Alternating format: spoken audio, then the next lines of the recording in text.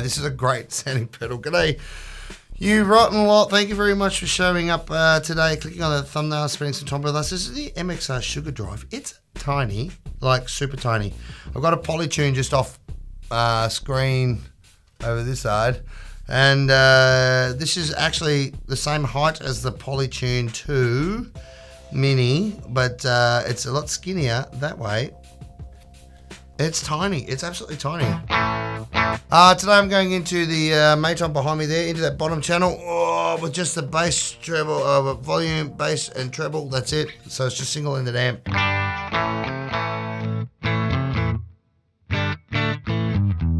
Getting some reverb from the Boss amp expander, tube amp expander. Then I'm coming back into one of the green cabinets down here, which is pretty awesome. It's a big sound in the studio today. Alright, so what is it? This is the MXR Sugar Drive. We'd like to thank MXR very much for sending us this. We really appreciate your support. You guys have sent us so many pedals over the last couple of years. It's been amazing to work with you. This is a klon drive, I'm pretty sure. But I should have researched that before I started, so I might cut that bit out.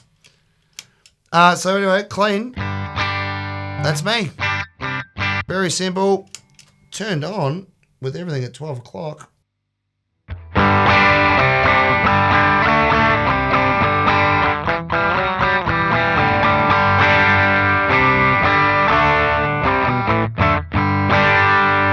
Pretty good. Now this style of drive, there's two different thoughts about it.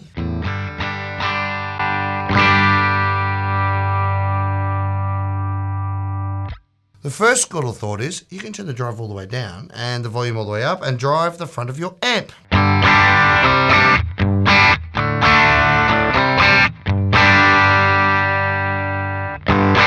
Just a little bit spiky.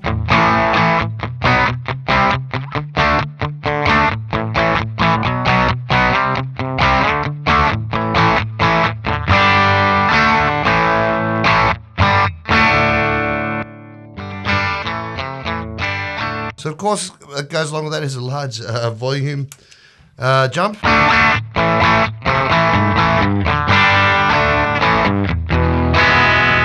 But that's pretty cool. Now the other school of thought is you can turn the volume down and the drive all the way up. And use the actual overdrive from the clipping inside the pedal to get the the drive sound you want. Oh, it's a really nice clipping.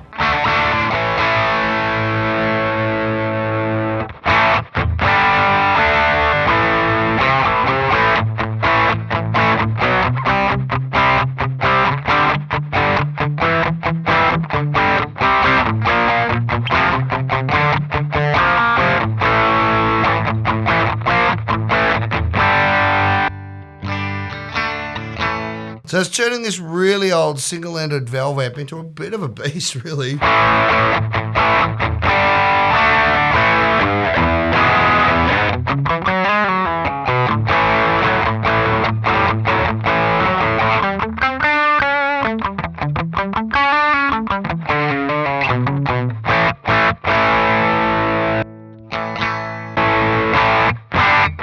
Right, while I've got all the gain all the way up,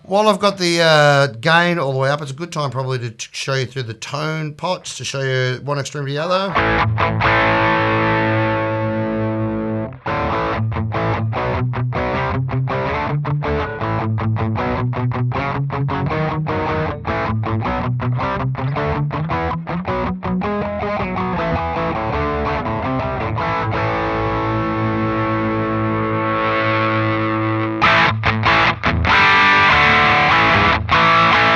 Through the speaker cabinet here, that sounds a little bit spiky, but not too bad, considering how much gain we've got there as well. If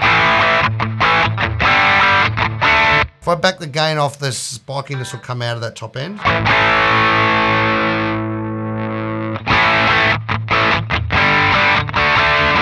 Like any pedal, you're just going to have to find a happy medium between the spikiness if you want to run full treble and the gain.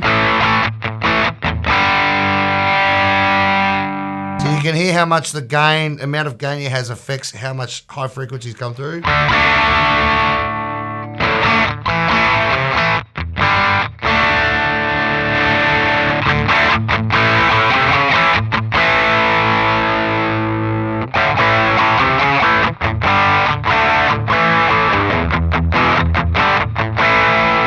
It's amazing how interactive the knobs are between each other. That's what makes these klon style circuits so awesome, is there's so many combinations you can work with. All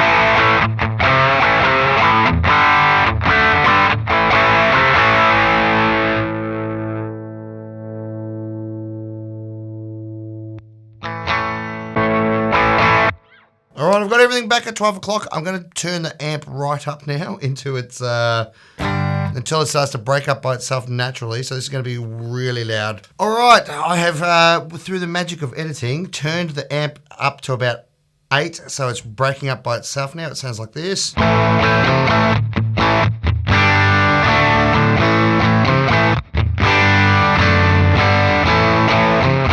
Great, typical old-fashioned Australian rock tone. This is a very old Australian made Maton V606.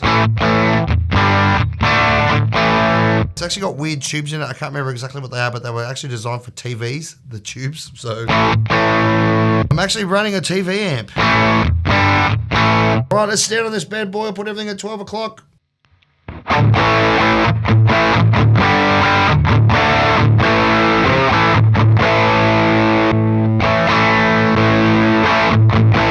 Oh, it's just a huge sound. Absolutely huge sound. All right, turn the drive down.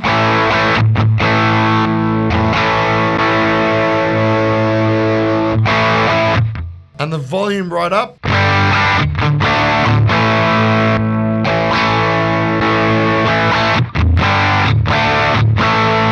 It's really pushing the front of that amp now into just glorious overdrive. Really bordering on distortion.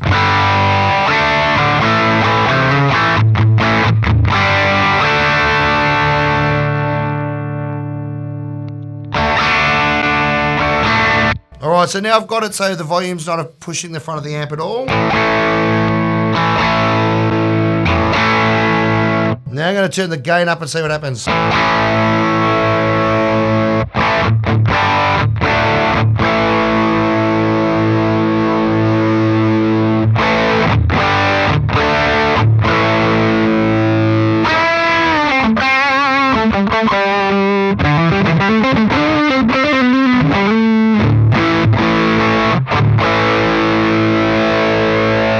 Let's gain up full now.